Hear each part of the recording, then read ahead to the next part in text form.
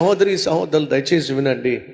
యేసయ్య సేవా జీవితంలో ఎన్ని ఆటంకాలు వచ్చినా, ఎన్ని అభ్యంతరాలు వచ్చినా, వాళ్ళు చంపేసేయాలని చెప్పి ఆశించిన యేసుక్రీస్తుకు ఒక మార్గం ఉంది. ఆ మార్గం గుండా వెళ్ళిపోతూ ఉండేవాడు. ఆ మార్గం గుండా వెళుతున్నప్పుడు ఎవ్వడూ ఏమీ చేయలేకపోయాడు.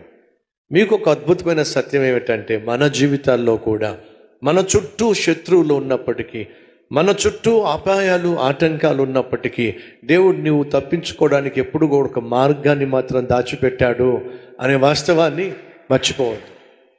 ఎలా తప్పించుకున్నావు, ఎలా బయటపడ్డావు, ఎలా విజయం సాధించావు, ఎలా ఉద్యోగం సంపాదించావు, ఎలా అప్పులు తీర్చుకోగలిగావు, ఎలా స్థిరపడగలిగావు, ఎలా గర్భఫలం పొందుకోగలిగావు, ఎన్నెన్నో ప్రశ్నలు ఎంతెంతో మంది వేస్తారు.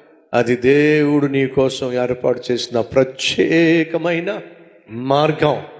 ఇది మీ జీవితంలో, మీ మదిలో దాచుకోండి.